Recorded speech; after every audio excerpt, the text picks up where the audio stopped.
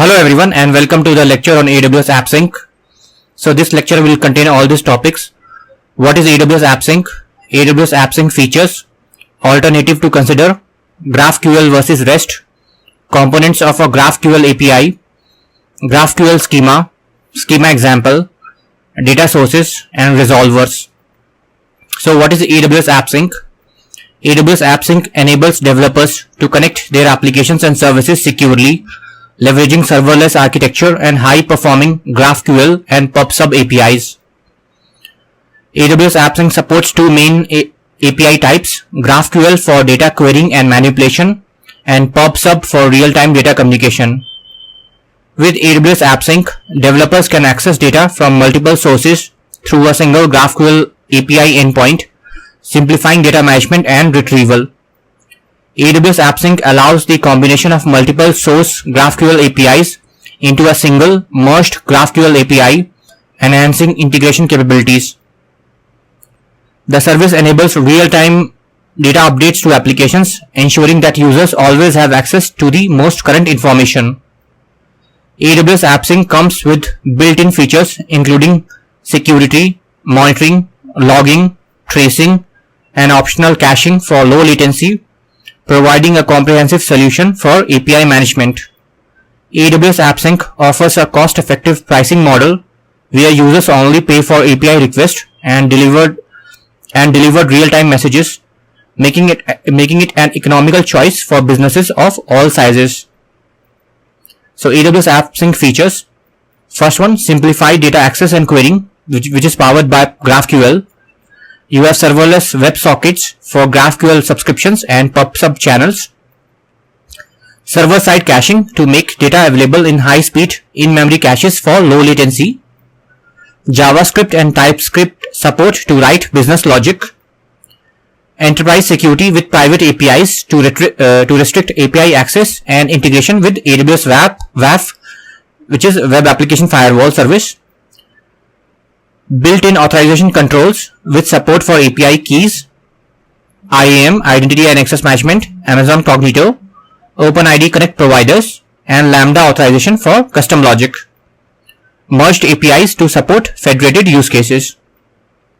So one alternative to consider: when building web or mobile applications from the ground up or from the scratch, AWS Amplify is a recommended service to consider.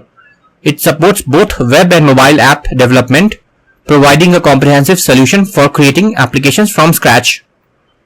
AWS Amplify is a powerful tool that leverages AppSync. So that is in turn is using AppSync, which we are learning now, and it integrates with various other AWS services as well. The key benefits of using AWS Amplify include the ability to build more robust and powerful web and mobile applications, while significantly reducing the amount of work required.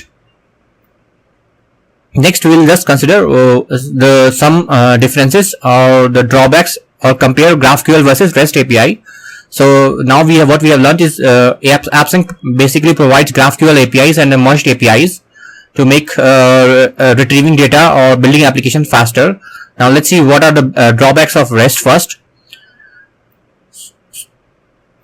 So first is multiple data requests. So REST APIs often require multiple endpoints to fetch related data, leading to increased network requests. Then we have overfetching and underfetching. REST endpoints return fixed datasets, often resulting in too much or too little data being fetched. Then you have fixed API responses. So you cannot request only the requested data you need, resulting in receiving additional unwanted information. Then we have inefficient queries. So underfetching leads to inefficient queries, causing multiple requests and potentially resulting in the N+1 problem, which I will talk about. Then we have slow development iterations. As applications grow, REST APIs need frequent changes to match the evolving data structure, and which slows down the development. Next, we have performance issues at scale. Multiple requests and inefficient data fetching can strain the network and impact application performance. So these are the drawbacks of the REST APIs. So next I will talk about the N+1 problem. So N+1 problem is something like this. So n represent, for example, the initial query to fetch a list of items, and +1 represent an additional query for each item in that list. So for example, you have consider a scenario where you want to fetch a list of books and their authors. You make an initial request to get a list of 100 books, which is the nth query, and for each book you need to make another request to fetch its author details. These are the +1 queries.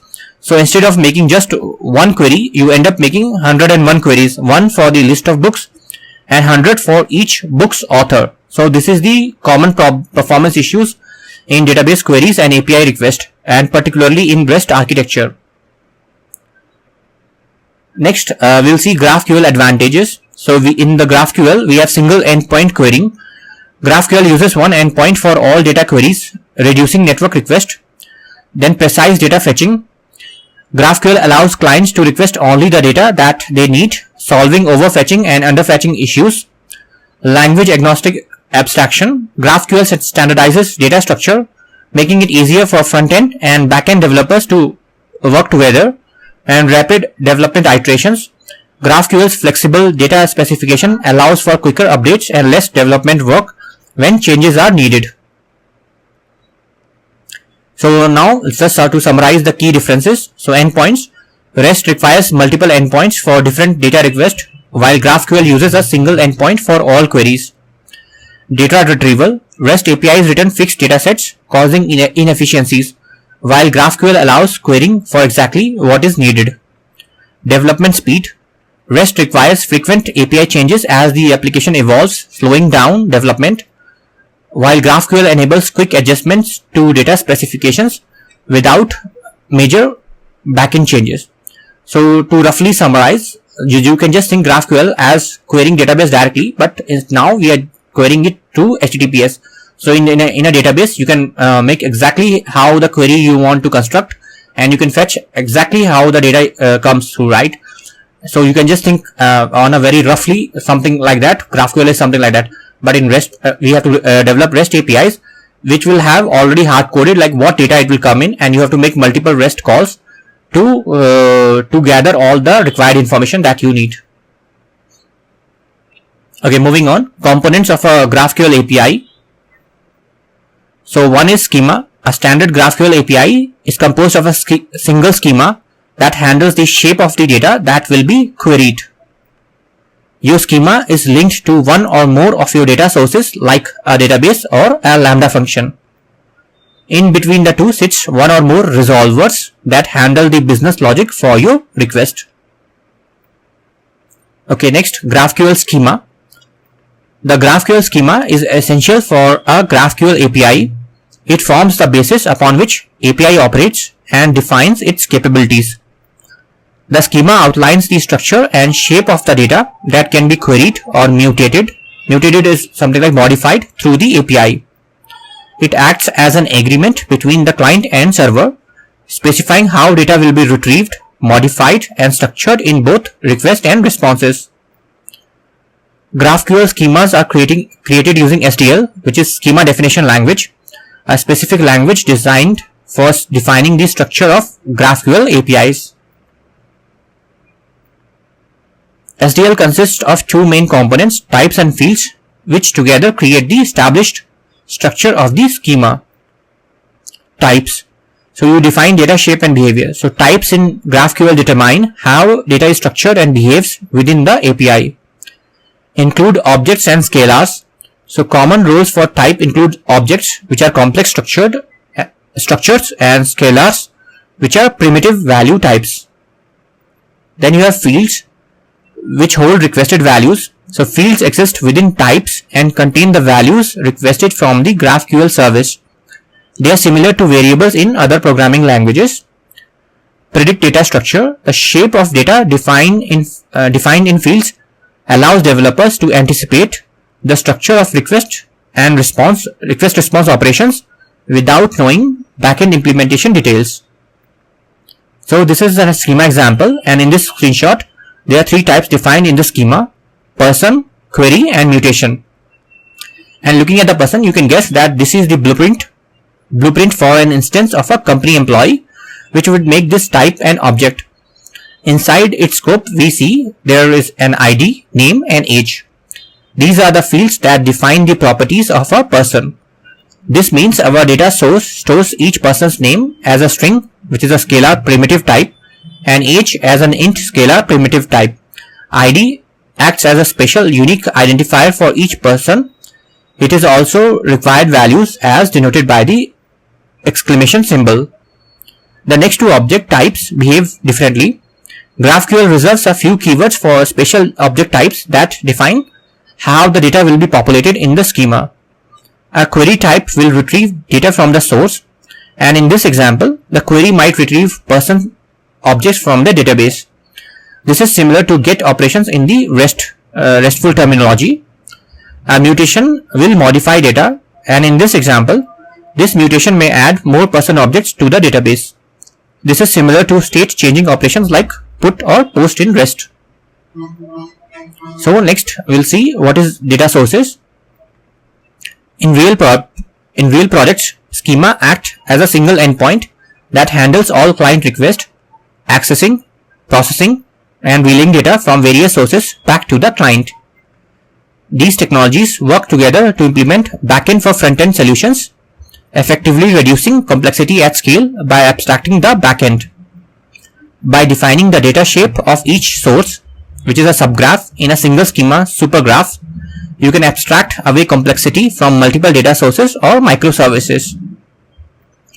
GraphQL API isn't limited to one data source. You can link many data sources to your API and define their interactions in your code. So AWS AppSync supports various data source types, making it versatile for different use cases and project requirements. The supported data sources, AWS AppSync supports several data source types including DynamoDB for NoSQL databases, Lambda for serverless computing, OpenSearch for search and analytics, HTTP endpoints for external APIs, EventBridge for event-driven architecture, and relational databases for structured data storage. Next, we'll see what are resolvers. A resolver is a unit of code that manages how a field's data is resolved when a service request is made. It acts as the bridge between the client request and the data source. Resolvers are connected to specific fields within the types defined in your schema, and this attachment allows for precise control over how each field's data is retrieved or modified. Resolvers are primarily used to implement state-changing operations for query, mutation, and subscription field operations. They handle the logic for retrieving, modifying, or subscribing to data. So request processing. So when a client makes a request, the resolver processes it, applies the necessary logic to fetch or modify data. The resolver then returns the result, which can be a group of output types such as objects or scalars, depending on the operation and data structure. In AWS AppSync, you must specify a runtime for your resolver. The runtime indicates the environment in which a resolver is executed and determines how the resolver will function. AWS AppSync currently supports two languages for writing resolvers.